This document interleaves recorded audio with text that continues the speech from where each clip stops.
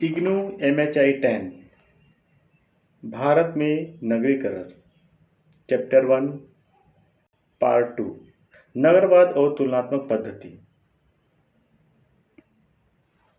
नगरीकरण के अध्ययन में भी तुलनात्मक शोध पद्धति को अपनाया गया है, जिससे नगरवाद की विस्तृत जानकारी मिलती है।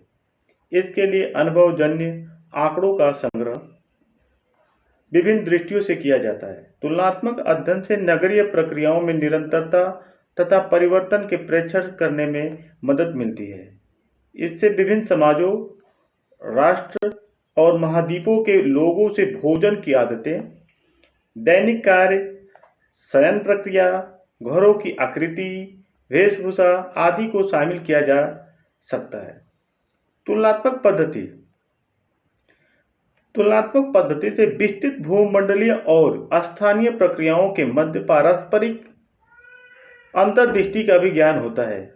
नगरीय जीवन में अनेक समस्याएं भी होती है, जो न केवल संस्थागत संगठन अपितु जीवन की व्यवहारिकता के मुद्दों से भी संबंध है। तुलनात्मक पद्धति से यह भी पता चलता है कि भूमि, श्रम, पूंजी की प्रतिस्पर्धा भी नगरवाद में सम्मिलित है।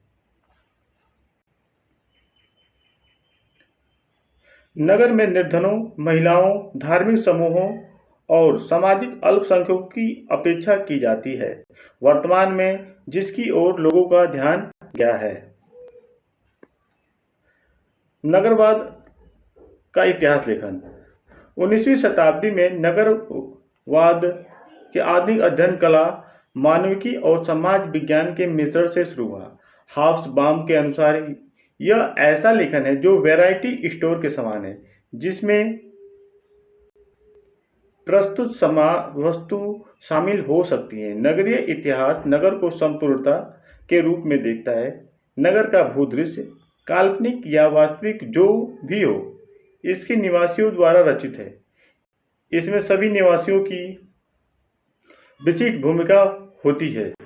नगरवाद आम आदमी और उपेक्षित लोगों जैसे अस्पृश्यता, वैश्याओं और ट्रांसजेंडरों का भी अध्ययन करता है।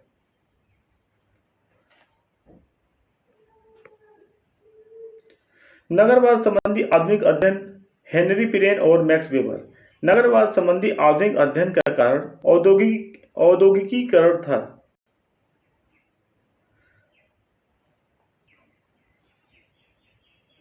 जिसमें अनेक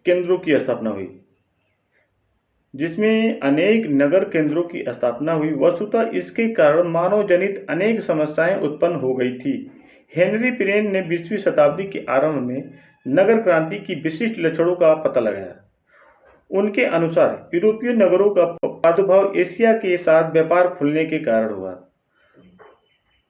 सामंतवाद का पतन नगरीय संगठन के नए रूपों में आने से हुआ। सामंतवाद का पतन नगरीय संगठन के नए रूपों के आने से हुआ। वेबर के अनुसार पूर्व आधुनिक विश्व में राजनीतिक सत्ता वाली संस्थाओं ने नगरीकरण का प्रतिनिधित्व किया, जिसमें नगरीय समुदाय, नगरों में किलेबंदी, बाजार, न्यायालय, शक्तिशाली पेशेवर समूह शामिल थे। पुनर्जागरण काल में नगरों में राजाओं और पुरोहितों की अपेक्षा व्यापारियों का नियंत्रण था। पूर्व आधुनिक नगरों की नैतिक मूल्य नातेदारी, राजत्व, परिवार और धर्म से शासित होती थी।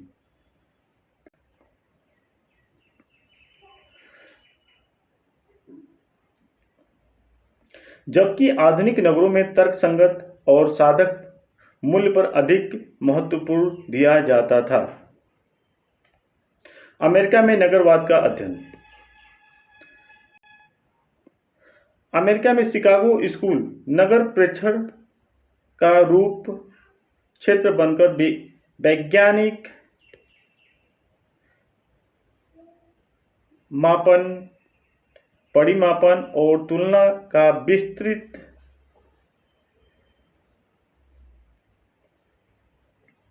अध्ययन हुआ। लुई विर्थ आदि विद्वानों ने नगरवाद का अध्ययन सामाजिक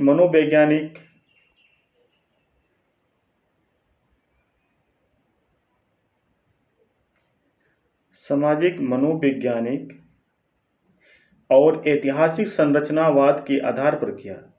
सांस्कृतिक पारिस्थितिकी की परंपरा ने नगरवाद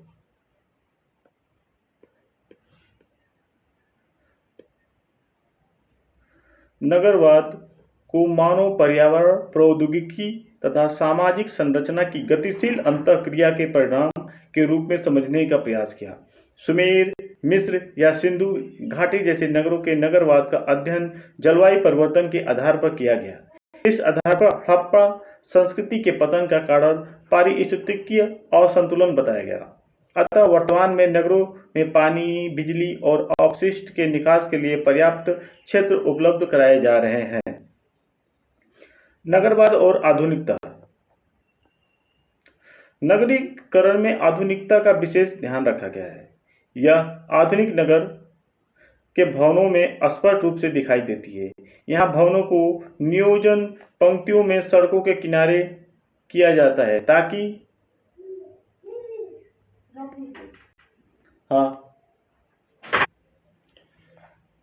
विनियमित